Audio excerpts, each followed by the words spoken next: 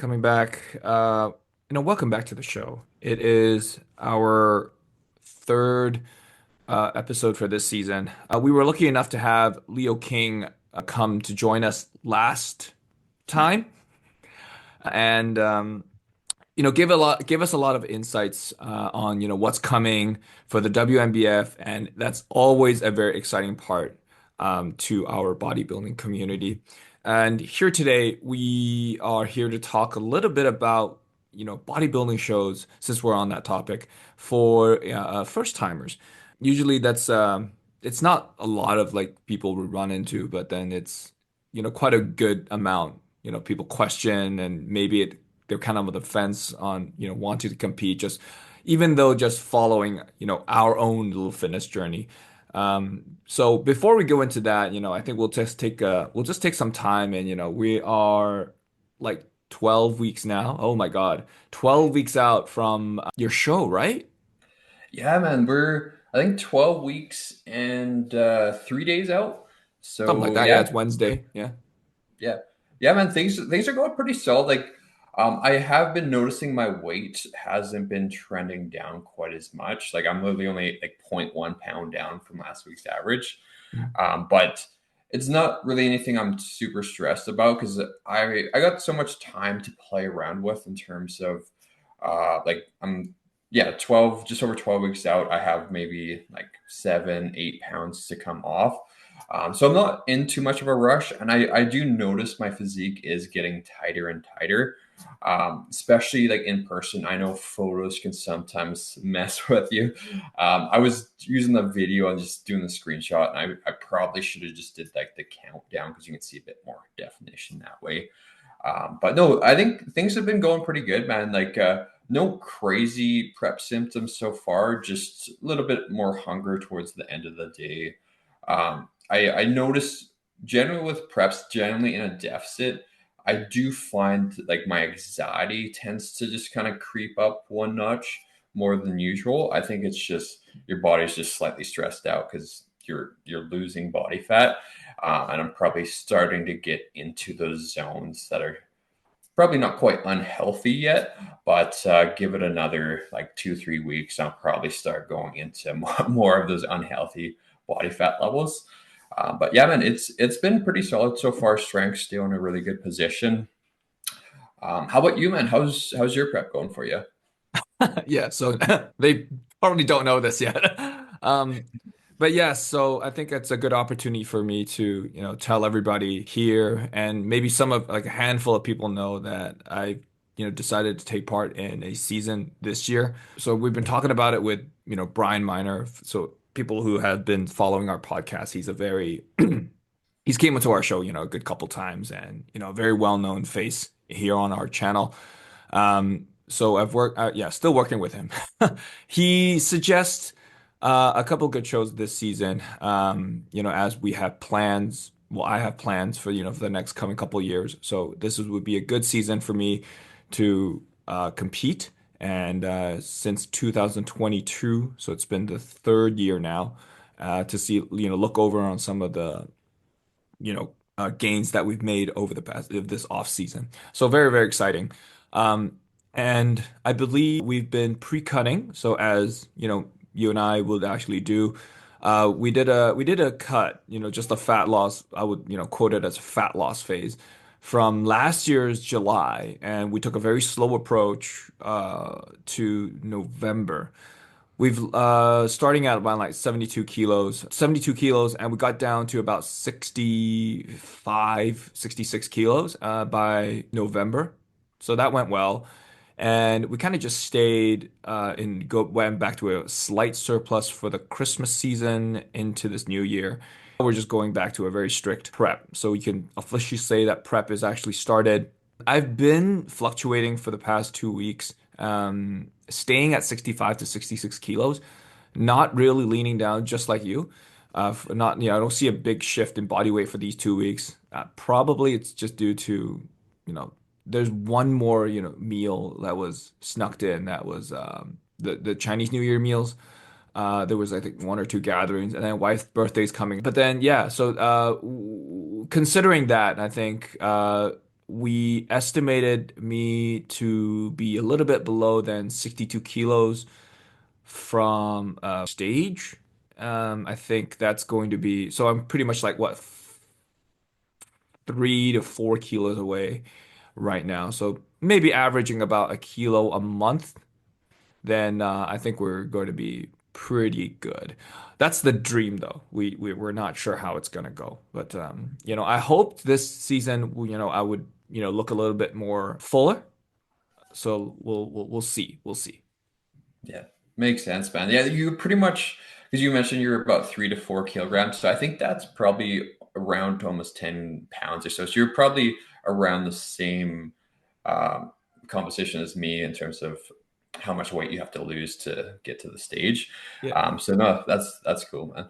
Do you notice any symptoms so far with hunger or anything like that? Are you noticing any extra fatigue? Or are you pretty well feeling normal right now? Wow, that's a good question. So I did realize something. The thing I realized is I don't feel a lot of hunger. It's the soreness. It's actually the muscle soreness. It actually holds a little bit longer in the body. Gotcha. Uh, it's weird. It's very, very weird. Like I don't know how to explain it, but it seems to be like the first time you lift again after like a long injury, and it's so sore that it's so hard to move. It just prolongs for a little bit longer than usual. Usually, well, maybe because I was a little bit more, fatter back in the off season. So, recovery was definitely something that was much more manageable. And now, I didn't want to say anything to to Brian yet because I thought it was just me. It was just me, just getting into this new body and it's just these just adapting to this new body weight. So I didn't say anything. It was just kind of like, okay, we're going to work out. Okay, I'll just hustle through this. Yeah. I wonder if that's due to just the recovery not being quite as on point, just not getting as much food coming in. So recovery is just a little bit slower from session to session. Is your volume like the same as it was last year? Are you guys doing a little bit more volume this time around? Oh, definitely more volume. So he's kind of like, so the program right now is not very different from what we did off season. It's just variations of exercises. Something a little bit more safe. We're still doing some, quite a bit of dumbbell work, very heavy dumbbell work, to the like 5 to 8 rep ranges. Yeah, okay. So we're still doing that. And, as you said, strength wise, it hasn't dropped for you. Strength is starting. It's actually, this is a good thing that I wanted to just maybe like get your thoughts into this. So let's say we're in the 5 to 8 rep range. Compared to like an off season, we have a lot more fluids and muscle mass in our joints compared to when we're a little bit more shredded or a little bit more lean, like doing a very heavy dumbbell flat press. Feels different. So the I would find like when I'm doing my dumbbell presses, my flat dumbbell presses, I could probably do like I don't know, like 75, 80 pounds per hand, just like the pressing. However, now the difference between leaner and when I was doing off season is the setup. Like Yeah. that kick to come up and that lean back is so much more difficult now. It's like I don't feel like I'm safe anymore. So, what would be your, advice on, something like this? I would say because like if you weigh less, you're probably gonna have not as much weight pulling back when you're trying to get up. So you like just from like the biomechanics of you going onto your back, there's not gonna be as much like momentum there from like your general body weight. I do notice with like benching, especially as you're getting leaner, like obviously like the fat tissue on your chest, like you're gonna be a little, there's gonna be a larger range of motion compared to like deep in the off season. It's probably not going to be too crazy for you, especially from just your last cut in the maintenance period until now. But I do notice like the range of motion in the chest movements tend to get a little bit larger too. And I'm the same way, man. Like my benching movements are usually the first ones to go or the first ones to start kind of feeling a little bit off. Um, I did notice actually on the last bit of my last training block, my bench was start or like my dumbbell benching was starting to feel a little achy too. I was in more of those rep ranges in my shoulder. I was having a bit of a harder time keeping that tension through my chest and it was starting to go a little bit into that shoulder. I don't know if the scapula wasn't moving quite as well. But yeah, no, I would say, yeah, it's probably just that total body weight, and maybe like that distance is just slightly longer. Um, and if you're going to those, like, you're not going to be as fueled with like carbohydrates and glycogen, so like your muscles aren't going to be quite as full too. And like you mentioned, there's not as much fat tissue around the joints and everything. So it's probably a combination of all that, I'd say. Yeah. So maybe I'll ask you this. Would you compensate decreasing in load for this bench press to actually manage the setup, or would you hold on to the same load that you can actually press? So would you like keep the load or decrease the load just for the setup?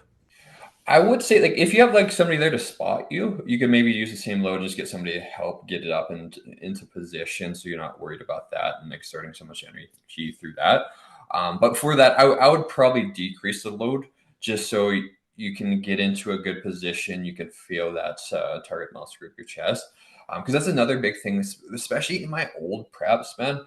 I used to really chase, like, trying to keep that strength no matter what. And then you look at the form from week to week and it's starting to get like bouncier. It's getting faster and faster.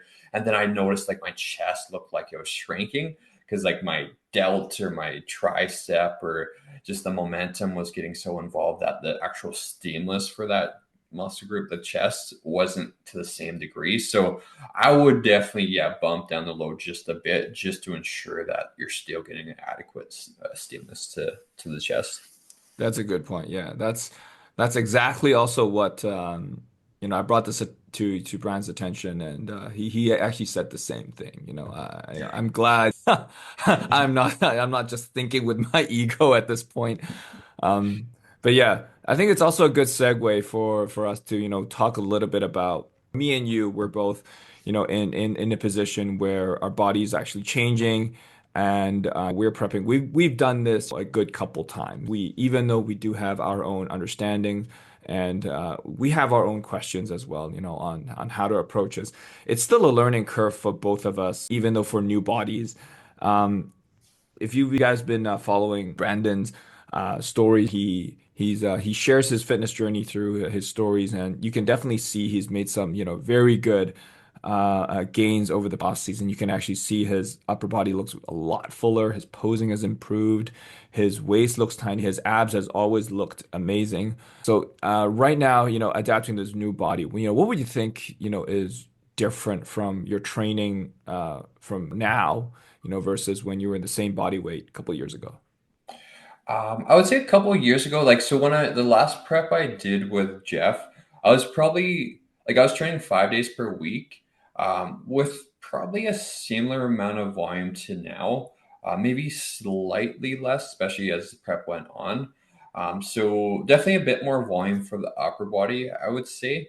But I'm only training 4 times per week, so I actually have 3 full rest days. Throughout the week. And I've been noticing, just from like a joint perspective, I'm not getting as many aches and pains. I know last time when I was with Jeff, when we were cutting down, we ended up pulling that 5th day just because I was just getting to the point where like aches were coming up. I just felt like I didn't have that oomph with my training on that last day. So I was like, okay, like, we were chatting. It was like, yeah, it's probably just the fatigue from like being in that deficit. So let's pull that away. Once we pulled that away, I was feeling great. But one of the main things I would say that's really helped with my upper, especially my delts, like, I've actually had shoulder pressing in, like overhead shoulder pressing in for the past, I guess, 2 years now, pretty much since I started the off season. So I think that's probably helped with the overall delt development. The lateral raises and stuff have definitely been another thing. Incorporating a bit more volume with the lateral raises, a bit more kind of rear delt specific work, I think has allowed my delts to pop a bit more. For the actual fullness itself with my physique, I'm not sure. Like, there's probably a bit more tissue added on, so I'm hoping, fingers crossed, that I have another like pound, maybe pound and a half of tissue. It might not be that much. It might be like 50 grams or 60 grams of new tissue. But since being advanced now training for, I guess I've been working out for 14 years now, Oh, bodybuilding for 10 years. So it's just that rate of progress slows down so much that even like 60 grams of tissue. Well, when you weigh that on a scale, like 60 grams is still a lot. Like if you think of a steak or if you think of like meat, those meat packages, that was one.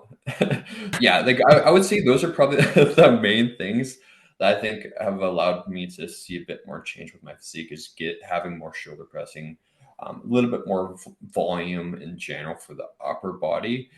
Still doing a decent amount for the lower body, but probably not quite as much as I was before. yeah, because like you're gonna be, focusing on men's physique in this season. So I do remember you mentioned on from the first episode, we talked a little bit about although we still need a certain amount of condition, but not as shredded or conditioned as you were to do bodybuilding or maybe even classic physique. Now we have that in the WNBF. It's going to be exciting for this first season, anyways. So yeah, still very lean and not absolutely shredded. But it actually brings me to a good question for, the reality of stage conditioning versus what people think, quote unquote, lean maybe. Lean, everybody has, quite a different variation. But I think we're on the topic of being, stage lean and being prepared for a bodybuilding show. I think we can talk a little bit about first timers, as we said in the beginning. I know you've have a little bit more first timers. What would you say, how they would underestimate how lean they need to be? Yeah. So I would say like when people first come to me about competing for a bodybuilding show, essentially they first thing is they generally come to me too late and they're thinking like there's this show that's like 2 months from now. They're like, oh, like if the show's in May, they come in like February and like, oh, like, but they come like 2 months before the actual show. I'm like, okay, I want to do the show. And then look at their body fat, like they just finished a bulk and they're like peak bulk mode. So they're oftentimes like 40 pounds above stage weight. And then I have to like wind them back, like, hey man, I'm sorry, but this is probably not going to be a realistic amount of time. So they perceive like they're usually off by like 10 to like 15, possibly 20 pounds where they believe that their stage weight should be. Like a lot of times when they come to me, they're like, oh, okay, I'm thinking my weight's probably going to be like this on stage. And realistically, I'm usually having to be like, hey, sorry, man. But like for bodybuilding, like that, probably a pretty good like beach level of conditioning. But when it comes to the stage, like when it comes to actually getting to 6 to like 8% body fat for men's physique, it's usually you have to drop like an extra 10, 15 pounds. So when a lot of first timers go to the stage, if they don't have a coach, that's usually the biggest thing is they're just like 15, 20 pounds above stage weight. And then because they're taking all these photos in like the half natty lighting where there's down lighting where you can see all these details popping out, but when they go into just like average lighting, there's nothing pretty much. They just look pretty smooth. So yeah, you would want to look like diced in just natural sunlight without the downlighting. Um, that will definitely help. But so that's pretty much my experience with like first timers. They're usually I would say hopping on stage around like 12%, 10% body fat. When realistically, yeah, they still have another like 3, 4, 5, 6% body fat to come off. I think you make a really good point, just going back to that you said about doing photo shoots and stuff like that. You did mention, being in men's physique for a good body fat percentage would be like what, 6% body fat-ish, give or take. And Yeah, then what would you think like the difference between like maybe a beach lean or maybe like a photo shoot lean, what would be the body fat percentage or the difference between those? Yeah, so beach lean, that's going to be generally like a 10 to 12% body fat. It's typically a weight most people can, or body fat level most people can get to without any real severe like symptoms of like prep where hunger is very elevated. Like you'll get some of that, and same with energy level. But it's something that's generally quite maintainable over the course of like a summer for beach season. But yeah, so that's going to be around your like 10, 12% body fat. Some people, depending on their genetics, they can be at 15% body fat and still see the outline of their abs and still look quite lean. Um, but yeah, then for men's physique, that's going to be like that 6 to 8 is generally a pretty good range, and that's where you're seeing those striations. You're seeing the veins popping out everywhere in your midsection, the lines in your delts, the like striations in your triceps. So, and then when it comes to like bodybuilding, like that's where the legs need to come in. So a lot of times with men's physique, most people their upper body's just diced, but like their legs still have a decent amount of body fat to come off of. So for me personally, like my legs are always the last place to go. My quads are not too bad, but my glutes and hamstrings take quite a while. So that's where I think last year I lost fullness in my upper body trying to chase more conditioning in my legs. And I could have maybe potentially filled up a little bit more with carbs going from the bodybuilding to men's physique, which may have helped a little bit with that. But I do believe, yeah, just a bit of fullness lost there. And so, yeah, you can generally bring a bit more of a fuller look up top if you're just focusing on men's physique rather than bodybuilding as well. You did mention about, your glutes and hamstrings are like the last to like dice out. Like, would you say that's only you, or would you say that's, a lot of competitors actually have the same issue? Um, I would say I would say the majority of competitors have the same issue. There, I had worked with some athletes that just have giant legs that their glute fibers and their hamstrings are just so dominant that even in their off season you can see faint like striations there. So those kind of people, they're a little bit different just because they have so much muscle mass there. For me, like my leg development, it's okay, but it's not to the same extreme as them. So the more muscle mass you have, usually the leaner you actually look compared to like what you actually are. So if somebody has way more muscle mass in their legs compared to somebody has less muscle mass in their legs, but they're the exact same body fat percentage, the person with more muscle mass is going to look more shredded because that body fat is dispersed over a larger surface area, which will allow like more detail to pop. Whereas the other person could have the exact same body fat level, but there's not as much muscle to press out against it and as much surface area. So those are some of the differences too.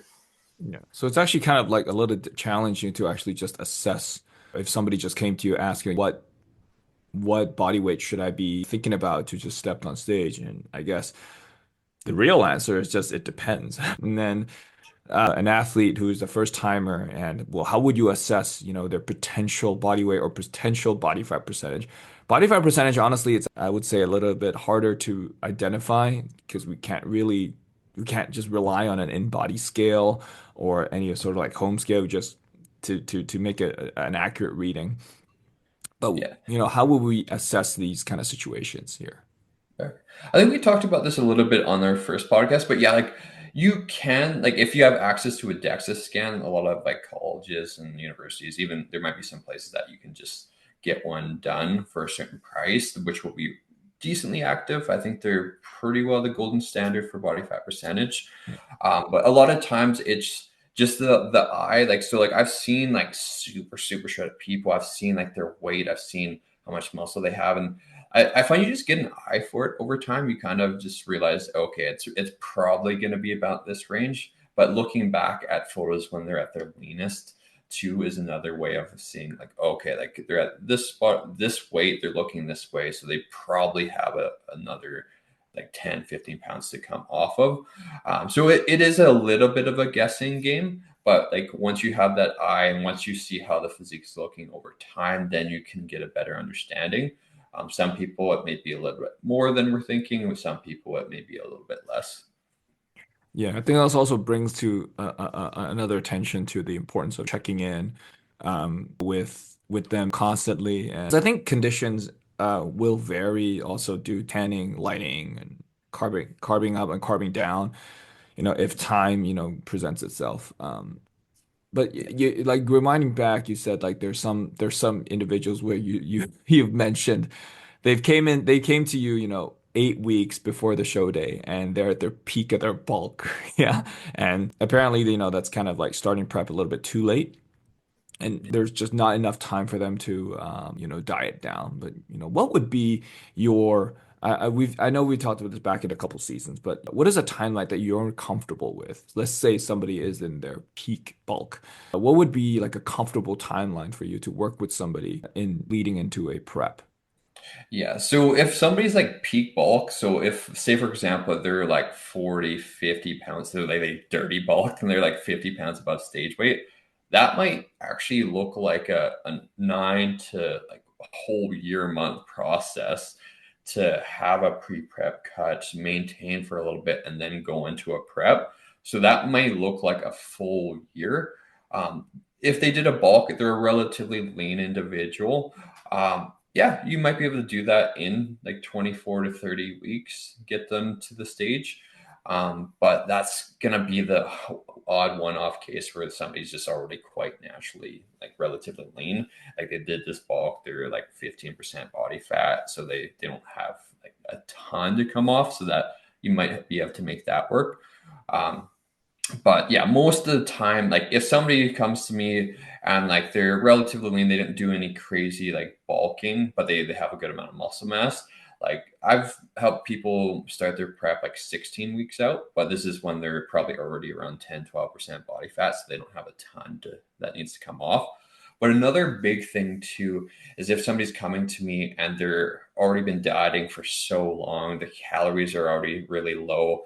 I'm noticing signs of like diet fatigue and a down regulation of like their overall needs are not moving around as much, and they're just having to already be on severely low calories. That's often a sign, okay, like you shouldn't be starting a prep now. We should be ramping things up, making sure you're in a place where like diet fatigue symptoms, so like energy level, libido, mood, all that. We want that to be good before we actually start a prep. If you're feeling all these severe symptoms before you even start, or you're already having obsessive behaviors around food, that is not a good time to start prep. So there's definitely a balancing aspect of like with the dieting before I think I want entering. to expand a little bit on that because I think that's actually something that I hear a lot from female competitors, no matter if they're what category they're in. So hitting that plateau, let's dieting a little bit too early, going on this very hard diet very, very early into their prep. Like what would be a, I wouldn't say an app practical advice, but what would you like? How would you handle the situation if an athlete has already registered for a particular show, before coming to you, and then they come to you as a, okay, like I'm hitting these calories right now, and they're like 12 weeks out, and they're kind of like suffering that kind of symptoms that you just mentioned. Like, how would you handle this situation? What body fat percentage are they at? Like, do they still have quite a ways to go with Let's their say they're bulk? like 25 pounds from an ideal stage weight, first Yeah, timer. okay. Yeah, that's definitely a tricky one. Like I would pretty much just like be realistic with them and be like, if you're 12 weeks out, if you're at this, like, is their weight like stalled out too? Like they're not seeing Yeah, like, they're not seeing any progress. This is not a yeah, case study. I'm just making an example, just pulling yeah. like an example out of my ass. Okay, yeah, no worries. Yeah, I would say like I would try to see if like if they already registered for the show, like and the calories are already severely low. I might even like bring them up for a bit or like have them at like a diet break for a couple weeks just to help replenish everything, get things back to feeling a bit more normal. And like I would really encourage them to push for a later date show. Like I would say, um, yeah, if you're doing a show, you're 12 weeks out, like, yeah, you can go a bit more aggressive with things, but even going a bit more aggressive with things, you're probably just not going to have enough time to get really lean. Like, you might be able to pull off, say, like 12 pounds off within that time frame. Like, I find bikini girls oftentimes need a little bit extra cardio just because their basal metabolic rate's often a little bit lower, so to keep protein and enough calories in to perform at their best, oftentimes cardio generally needs to kind of go up a bit higher than a lot of guys do.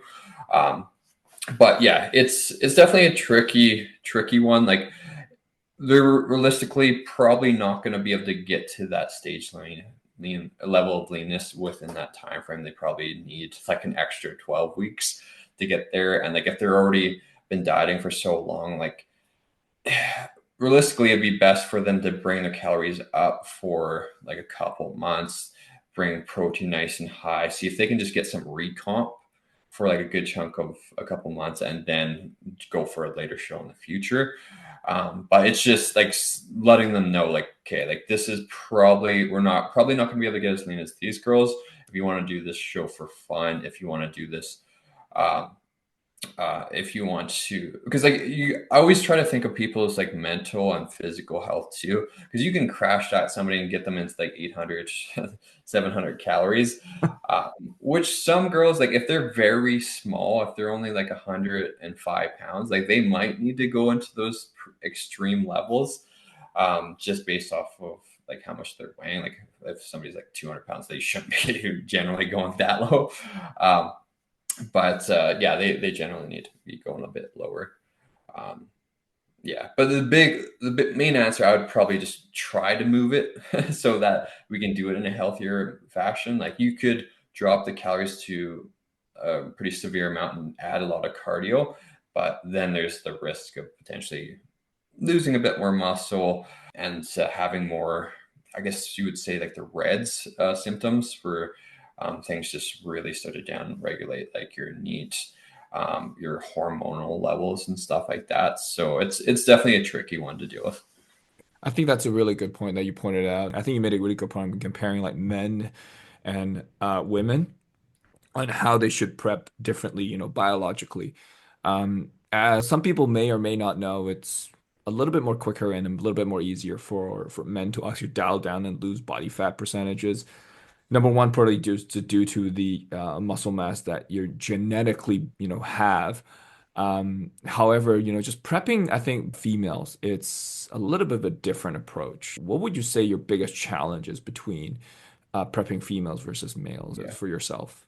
For generally, like there are some females that can drop weight real quick. Like my girlfriend, for example, like with her last, like she has quite a fast metabolism. She loses body fat quite quickly.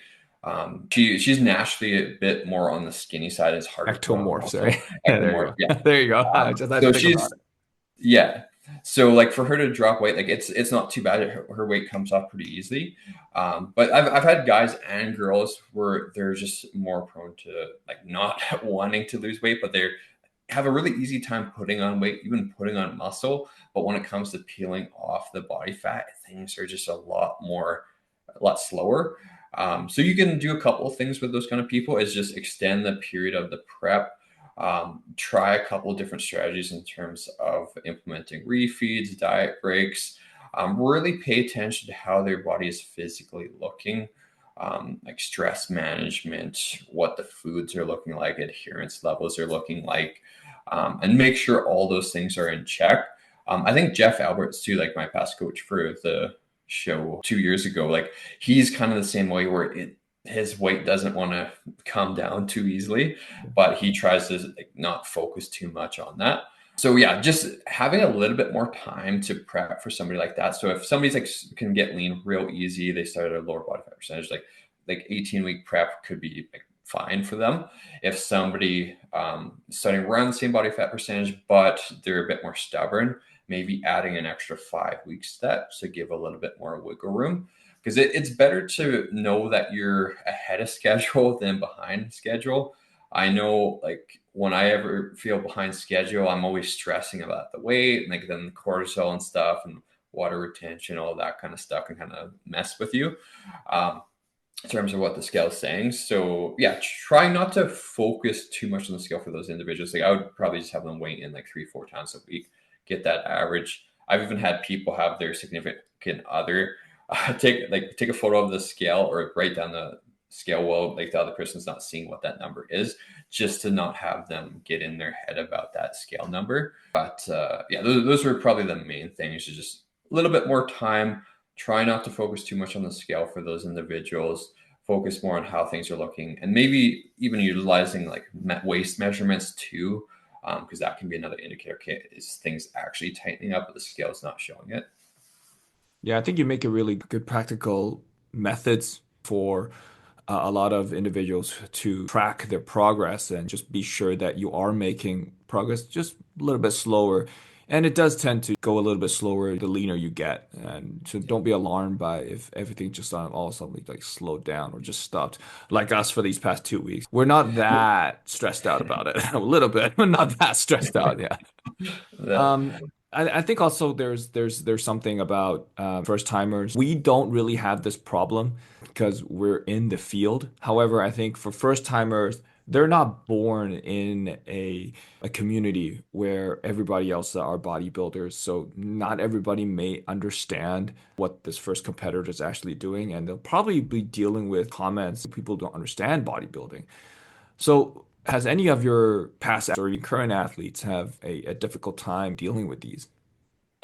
yeah, so that's a common thing. Like that's funny. Like my past client Shane, like his mom, like he would have like a family dinner every Sunday, and she would always encourage him to eat more. Oh, you're looking skinny and stuff like this. You're Looking looking skinny. unhealthy. Pretty much every single one of my clients, especially when they're getting to that tail end where they're getting to the severe low levels of body fat. Like everybody around them is like, "Hey, man, you're looking sick." Like, oh, like you're looking small, or you're like, is they're also depleted. So sometimes that can get into people's like, headspace.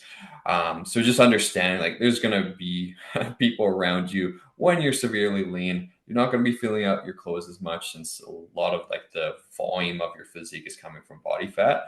So like when you're losing that, things are going to be fitting looser, face is going to be sucked in more. If you have like a shirt on, it might look like you don't really work out, but when you pull it off, people are like, holy shit. Like, so like there's going to be those kind of things that, again, you just have to understand that like, that's probably going to happen at some point in your prep. And understand that that's okay. Like it's normal to be feeling the way you're feeling when you're super deep in the prep. Like a lot of times when they feel those symptoms deep in the prep, they almost assume something's wrong with them.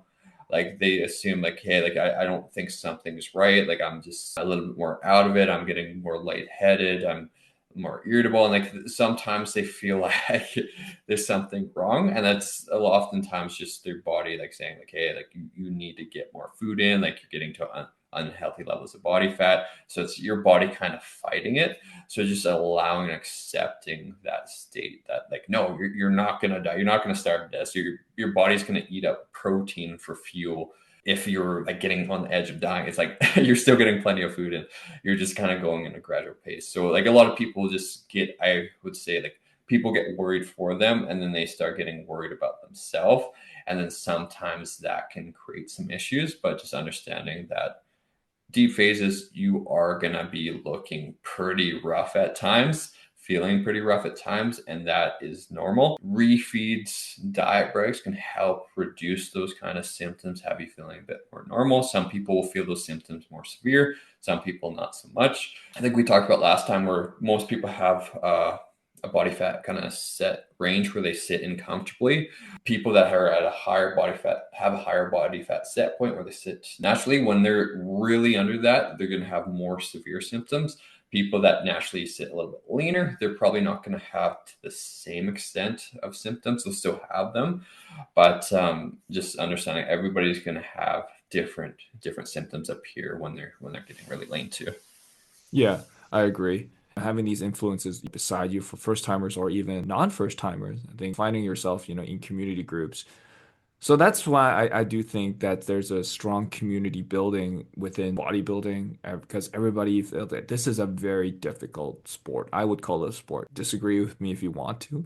Bodybuilding is a sport. So that's why everybody gets along. Everybody knows, yeah, understands, how difficult it actually gets on the diet up front and how long the sports actually prolongs. So you're only spending maybe probably like less than 5 minutes on stage but you've been preparing for these 30 seconds to 3 minutes on stage for like at least 8 months.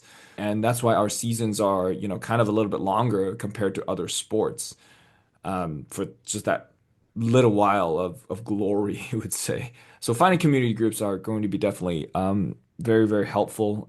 Just everybody's very, very supportive on, what you're doing.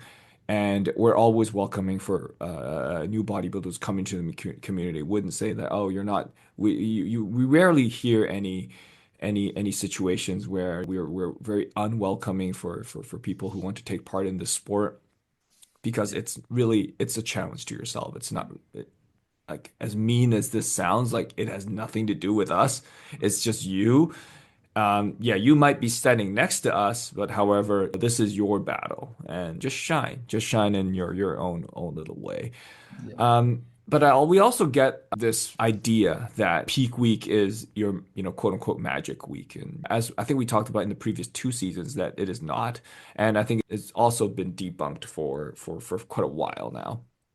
Yeah. But like, how would you like probably like how would you manage first timers? How would you, communicate with your athletes in terms of managing fatigue or mood swings, especially when females when they have hormonal changes to that point where it's kind of a sticky point for them and it's very a little bit more sensitive. Yeah, like how would you manage those?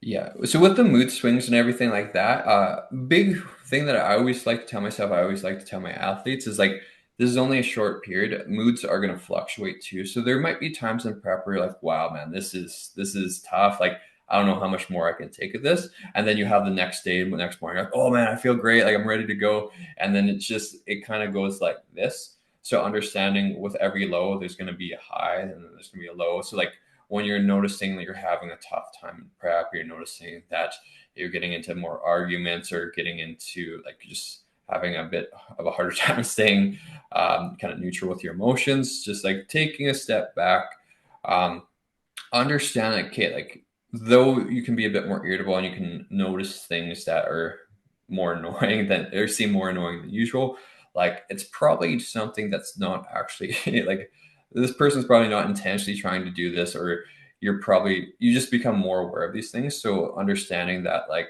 hey, like take a breather, like this isn't like the end of the world, like you're just a bit more irritable, a bit more hungry. Once you get some food in you, once you get some rest, like things are gonna chill out. If you're feeling like overwhelmed, like that's something that I find personally, like I start dealing with, especially if I have a big day of work and I'm trying to get it all done. And I'm feeling a bit more overwhelmed, just like setting some time to like chill out, meditation, write in a journal or something like that, and just like keep in a good mental space. Because I found this sport, especially in those deeper phases where you're getting really lean, it's more of a mental game than an actual physical game. Like when you're kind of halfway through, your energy gets quite low. But well, like this is gonna be individual. I find for me personally, it's more just mentally trying to keep everything together up here rather than like going through. Like I can hit my nutrition, I can hit my training. It's just like making sure I'm staying sane up here.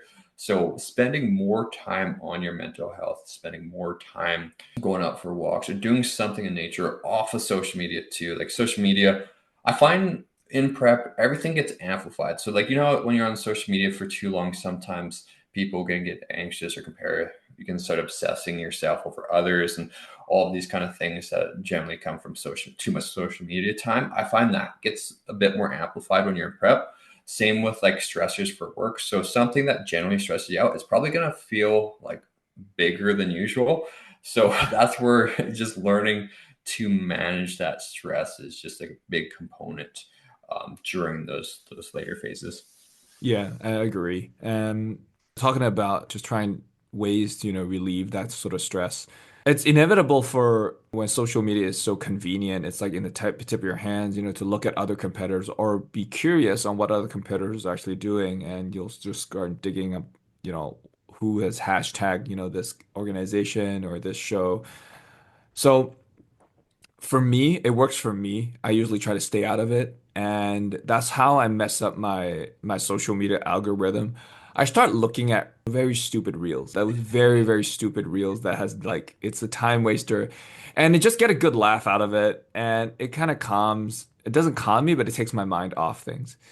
Yeah, try not to look at, watch like food stuff. I think it would be a little dangerous when you're like in deep prep if you just look at like food stuff. Some people can deal with it, like I can't. If I see it and, I would want to eat it. Those mukbang stuff where you can just listen to them eating and then cooking, no. That's not a very good idea to do that. But yeah, that's just my way of doing it. But, walks for you. Oh, there's also another one that I've been digging into lately.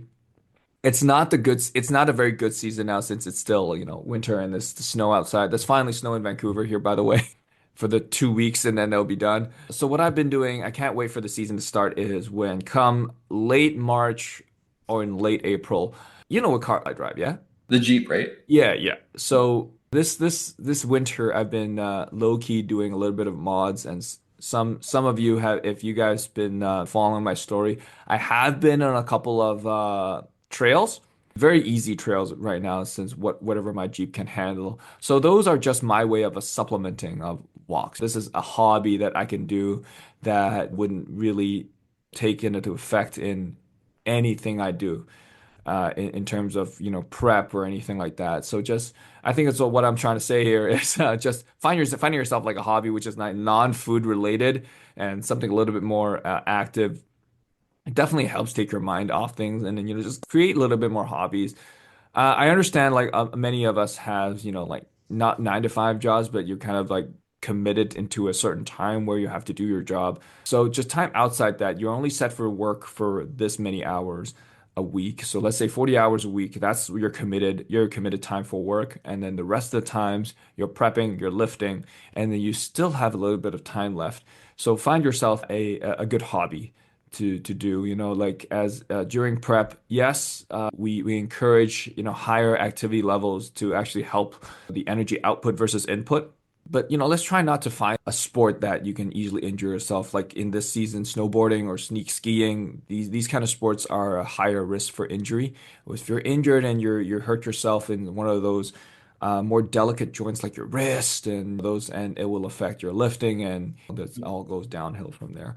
5 years ago, like when I did the prep got canceled due to COVID, but I actually got a concussion snowboarding, so I had to stop. So like yeah, like those kind of sports, like you can do them. I've had clients that do them, but it's just you just gotta understand like yeah, like, there is a potential for getting injured.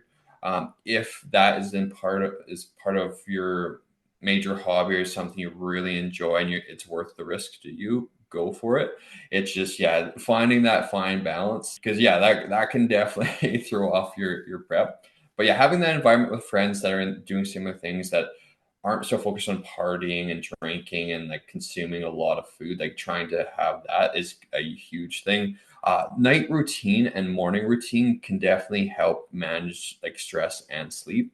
I do notice for me personally, quite a few of my clients too strep sleep generally gets less and less throughout prep. So if you can manage like your nighttime routine, make sure you're winding down and get like a good solid 8 hours of sleep, you'll feel so much better than on days where you're only getting like 4 or 5 hours of sleep. Because like that's one thing I really messed up last prep is I would sleep like 5 hours and I'm like, fuck it, I'm just gonna get up, go to the gym at like 4 in the morning, get my workout and come back. But I realistically should have just stayed in bed, tried to get another 3 hours sleep, even though my brain was like wired. So making sure that you're prioritizing rest. Yeah, is there anything else you wanted to add to it? No, I think that's everything, man. Yeah. Yeah, I think it's a quite a bit of information for first timers to absorb, and we also took a little bit of time for you guys to listen, for us to ramble about our lives. But yeah, so this closes out our third episode. I hope you found these information useful, and of course, if anything, just feel free to leave us a comment down below, or even watch it on our Instagram as well. So you can follow us individually. Of course, follow us on Lifting Nerds podcast on Instagram and YouTube. We will be going through comments and maybe suggestions in all the comments platforms, so you can find us there. And until next time, we'll see you again soon. Thanks.